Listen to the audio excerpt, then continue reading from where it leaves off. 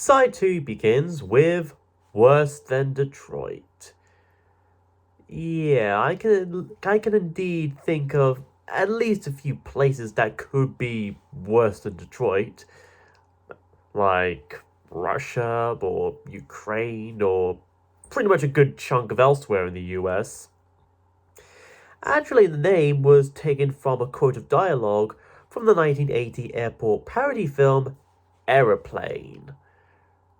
And honestly, knowing that, I wouldn't be surprised if Robert Plant, or one of the other former Led Zeppelin members, ever had a solo track titled Don't Call Me Shirley. Anyways, this along with maybe Slow Dancer to a lesser extent, is when the music starts to more or less sound a bit more like Led Zeppelin. And I do mean a bit there.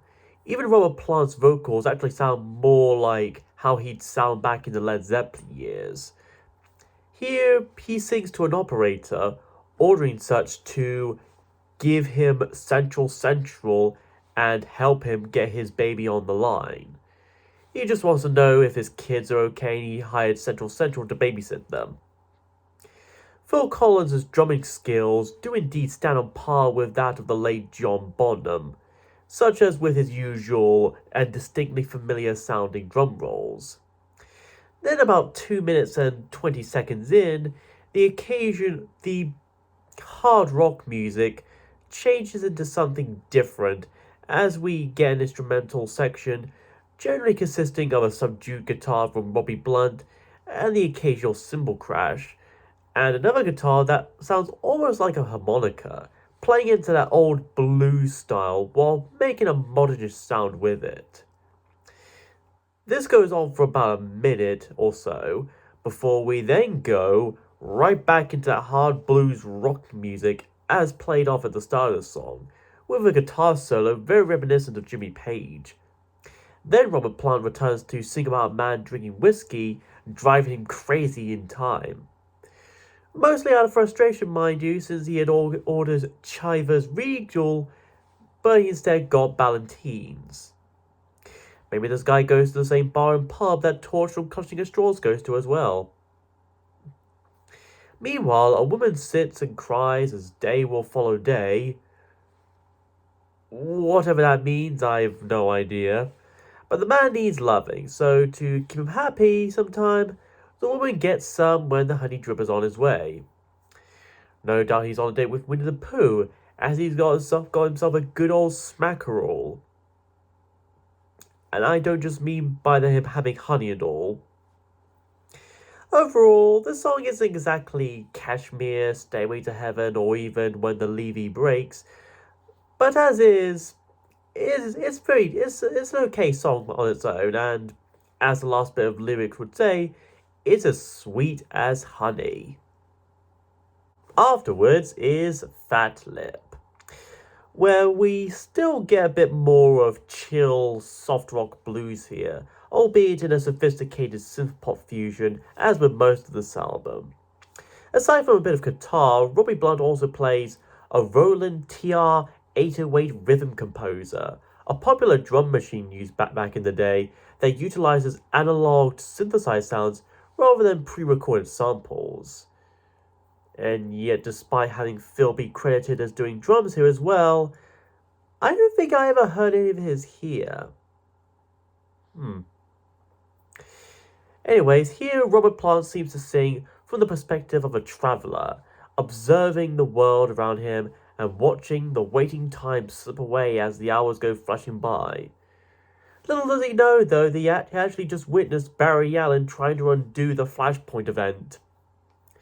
Robbie also mentions his three main points of public transportation: boats, trains, and planes, water, land, and air. Definitely driving home that the idea of this being about a person traveling around the world and observing and kind of questioning all the happenings around him, seeing all the different kinds of people he encounters, and yet he views it all with suspicion, despising it all. My guess is that he's just salty because his ticket expired and they wouldn't let him on. That aside, this is another passable track, Good music, good vocals, good production. Very underrated even. Next is Like I Have Never Been Gone. This is the other one of two tracks to feature Cozy Powell on percussions instead of Phil Collins. And like with Slow Dancer, Cozy does his job best and well. Honestly, I would like to hear Robert Plant collaborate with other Genesis members like Steve Hackett, Tony Banks, and Mike Rutherford. Although, I do find it weird and interesting how the two songs that Phil didn't seem to contribute to this also happen to be the two longest tracks in his album.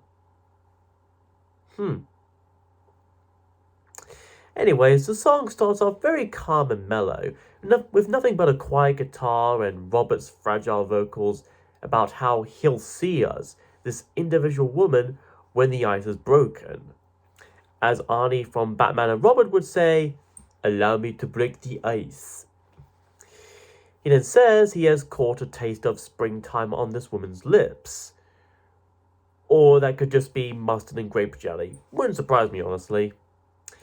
Then at the 1 minute mark, the drums actually kick in, as Robert goes on how it has been so long since this person he has affections for had been gone, left him kind of standing here all alone.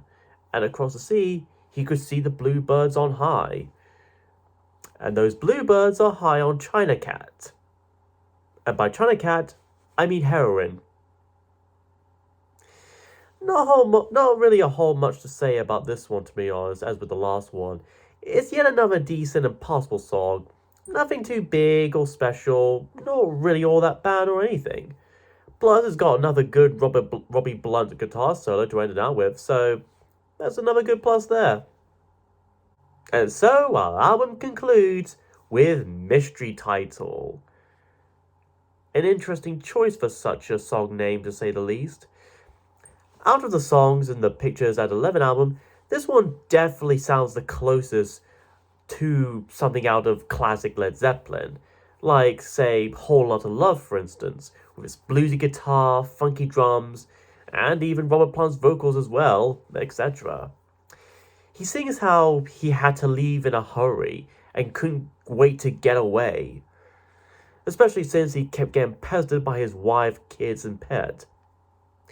It's not a case of being sorry, but a price he had to pay. Apparently, Robert Plant had to make a deal with Mephisto to get help with getting rid of his marriage in exchange for his dead aunt. Or Jimmy Page's own dead aunt, either way, really. Robert really pretty much sings about a life on the road, similar to Fat Lip, although not as much contempt or suspicion as that one. He's got to move and change his arrangements, no doubt implying about having to travel about for touring and live gigs and concerts. I'm sensing a pattern with certain songs and albums I've reviewed so far.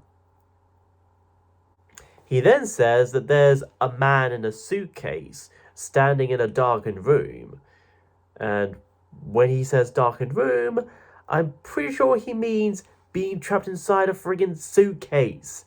Seriously, either the suitcase would have to be really big in order to accommodate a man of his size, or he himself would have to be really small and tiny to fit inside one. How small would he have to be inside one of those anyway?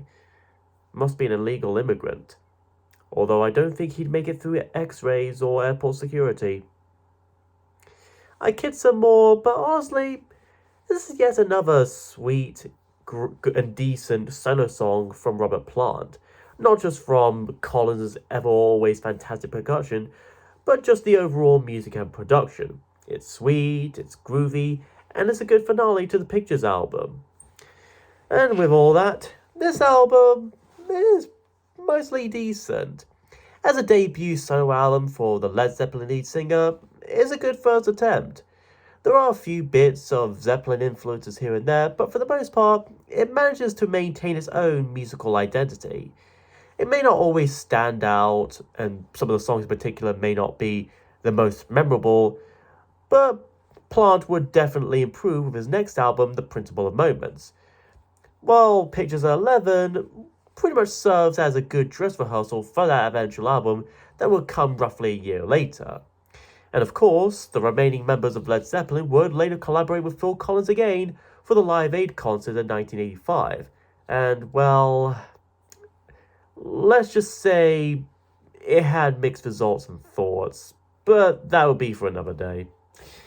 Next time, we look at a trilogy album by a particular duo, and it's going to be an endless enigma.